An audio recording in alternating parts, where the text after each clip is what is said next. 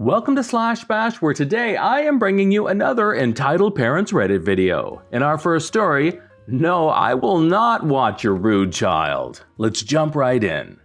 My son rides the bus with a very entitled, unruly girl that lies about everything and bullies people. The bus driver has my son where he can see him to prevent it on the bus. Her mother is just as bad. We do live in a rural area, so the bus stops are spread out.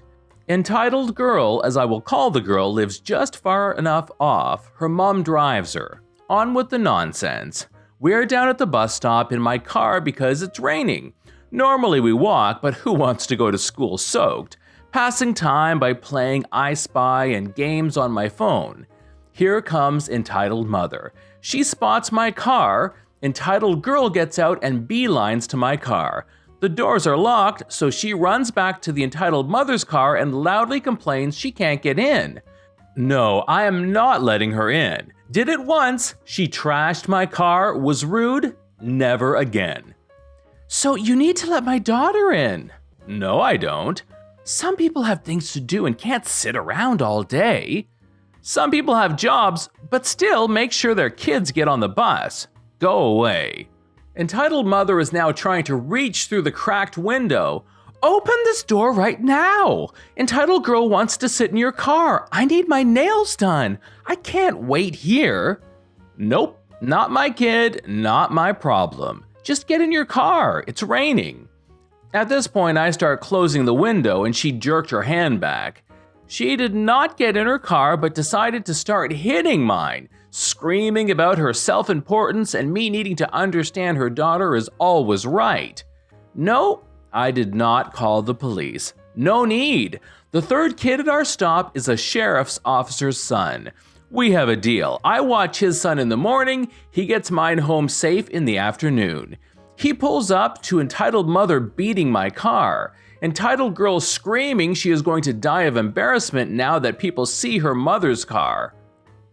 Entitled mother, why are you beating OP's car? It's raining. Go sit in yours. I unlock the doors for his son to get in. You see that? She won't let entitled girl get in, but yet your son didn't even ask and she let him go in. She's disrespectful of important people's time. You are responsible for your child, not OP. She can decline access to her vehicle if she wants to. Get in your car or I'm calling my sergeant to authorize an impound because you will go to jail for attempted destruction of OP's car and harassment. Entitled mother sulked her way back to her car and the bus pulled up. I took my big umbrella out and proceeded to get the boys onto the bus. Entitled mother had already driven off before the bus had even closed the stop sign, so the officer stopped her for that traffic violation. I went home chuckling. Story number 2. My dad asks to borrow my car, then sells it. This was a long time ago. I hardly have any contact with that part of the family anymore, but I do still talk to my dad once in a while. My dad needed a car for a while, so I loaned him mine. When I went to get the car back, the back end was smashed in. My dad tells me how he was at a red light and the car was rear-ended. Of course, I asked the normal questions about fault and insurance and everything else.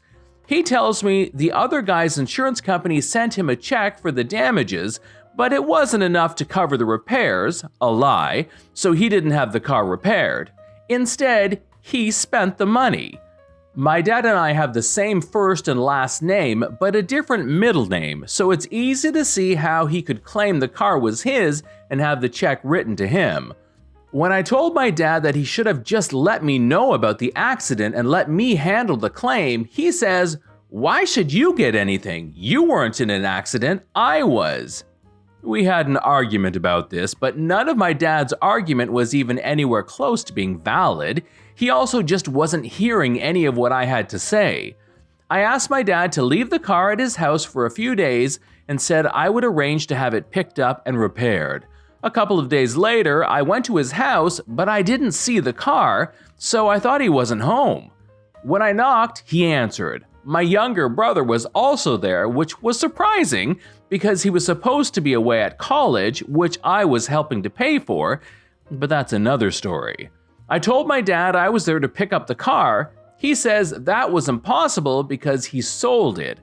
I asked him why he did that. He says, "You seem so pissed off about the damage. I figure you just want me to go ahead and sell it so you didn't have to deal with it anymore."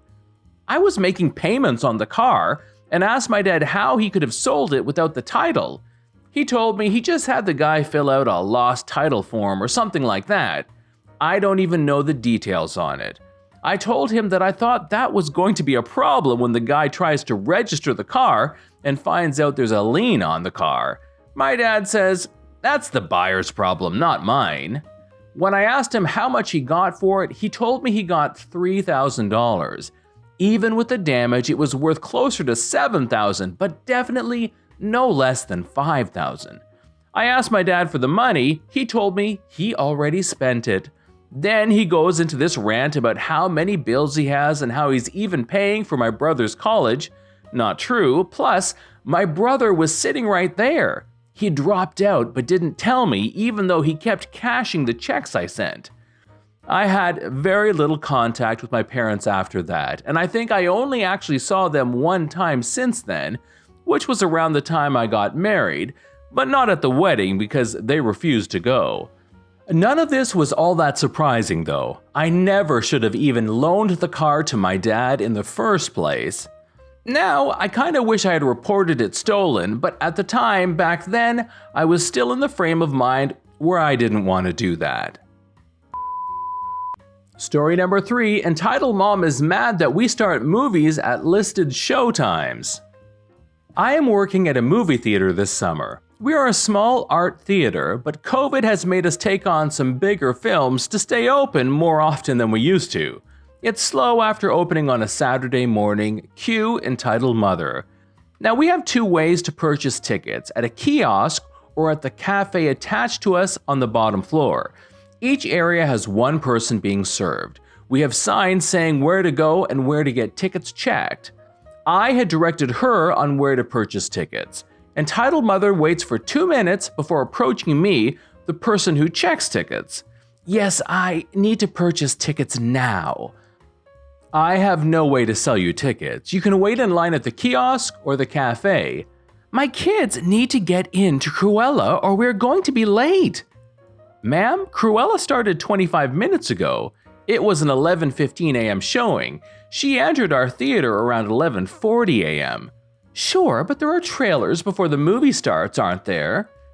"Yes, ma'am, there are, but they only last about 6 minutes here, and even at a big theater, the trailers are no more than 15 minutes long due to COVID."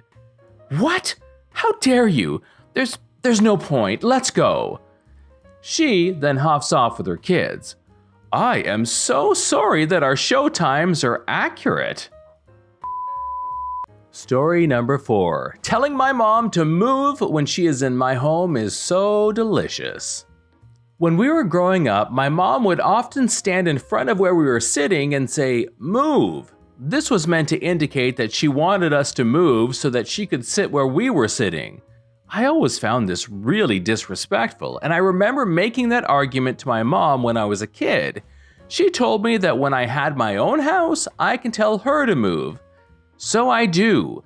Whenever there is a gathering of people at my home when my mom is there, I make a point of walking up to her where she is sitting and saying, "Move," so that other people notice.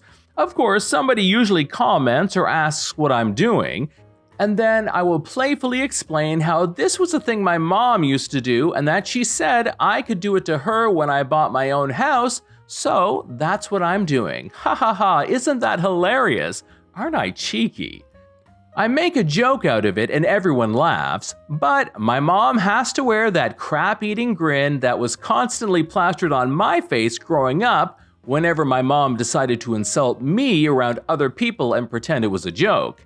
Inside, I know she is absolutely livid because it's literally the rudest thing I'm willing to do to another person. This is John from Slash Bash. Thanks for watching. If you've enjoyed the video and want to be the first to know when the next one drops, then subscribe and click on that notifications bell.